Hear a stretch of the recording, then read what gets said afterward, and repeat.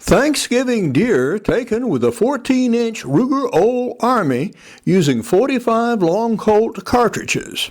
William Hovey Smith, 2018. I'm the author of Extreme Muzzleloading and other books on muzzleloading guns, including an e-book series with the forthcoming book being Hunting with Muzzleloading Revolvers. And taking this deer is actually the climaxing event that allowed me to complete this book. Now, me and the Ruger Old Army have been hunting around for some years, including here shooting from a boat where I took this alligator, as well as squirrels, and the Ruger Old Army is in the Ruger family of pistols. Now, it is more related to the Super Black Hawk than it is the modern Super Red Hawk that you see below. Now, we have started this back in 2017, actually casting bullets in the backyard. And here Kato Ajama is casting up some bullets, and these were some I actually used to load this pistol. And we did reload for it using a conversion cylinder, which is the black cylinder you see in the background, and reloading dies, and went out with our pistol and, of course, tested the loads. The revolver itself is now scoped, and it also has a scope mount, and it has a 14-inch barrel. And these were attached by Dykes Reber. Now, following is a little section of the reloading itself, showing the old herder's press that I used. We're now going to adjust the bullet seating die. Our CBS provides two different seating plungers. This is for flat nose bullets, which we'll be using, and this one is for round nose. And they also provide a collet here. And so this screws into the collet,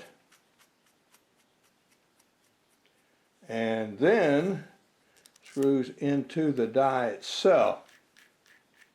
This gives you another stop. Now, we know from before that we want to go up pretty high on these dies, so somewhere about in there is where we want to start. When you're setting your dies on a single stage press, you want to make sure that this die is run all the way down until it actually contacts the top of your shell holder. That gives you an absolutely uniform length of stroke, so you don't overseat the bullet. Now, I've also left purposefully one case unprimed. So this is what we're going to be used to actually determine the bullet seating distance. So I'm going to run this up quite a bit.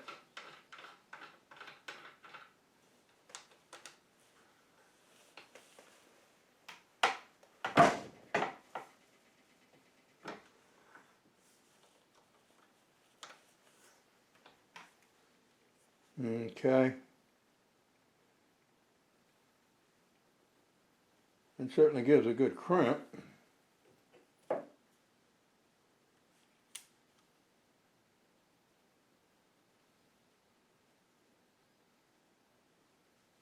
And it does seat below the mouth of the chamber, so yeah, this is about right. I can come up just a little bit.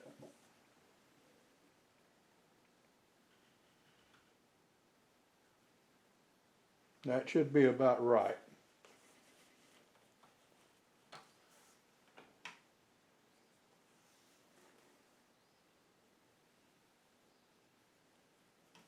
Yeah, that's certainly a good hard crimp.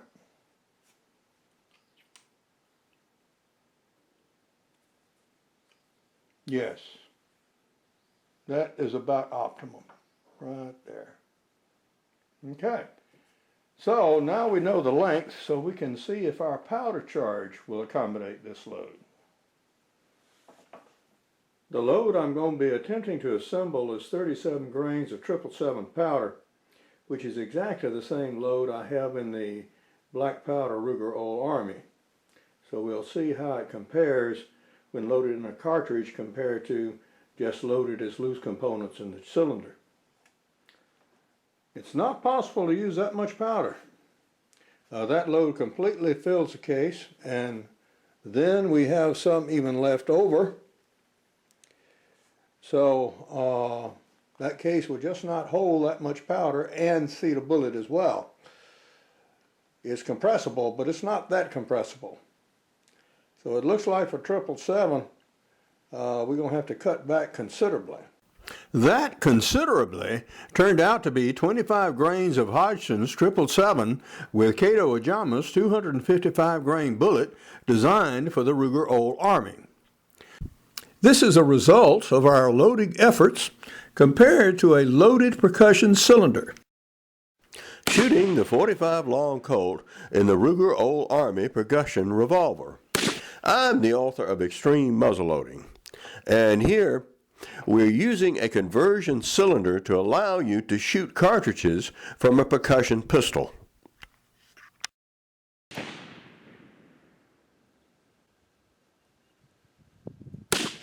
This is Hovey Smith, the Backyard Sportsman. And what we're doing tonight is we're going to be loading up the .45 long Colt cartridge with various black powder substitutes, one black powder and one smokeless powder. And later we will chronograph these and actually see how they do. The load shot, I actually like Alliance Black MZ better than any of the other powders because it did have reasonable velocity and did shoot a decent group. However, even this powder does not compare in cartridge form with the 777 load of 35 grains, which I use in the percussion pistol.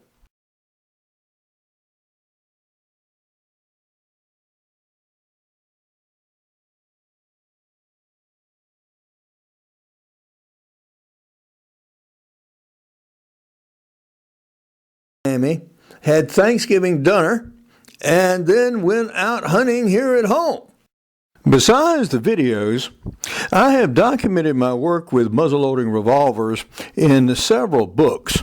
Now, included in this is Extreme Muzzleloading, where I describe the alligator hunt I mentioned. In Backyard Deer Hunting, I describe taking deer with muzzleloading handguns. And we have Shooting and Maintaining Your Muzzleloader, which is one of a series of e-books specializing in muzzleloading guns. We have even more directed towards pistols, Hunting Big and Small Game with Muzzleloading Pistols, which cover all classes of muzzleloading pistols.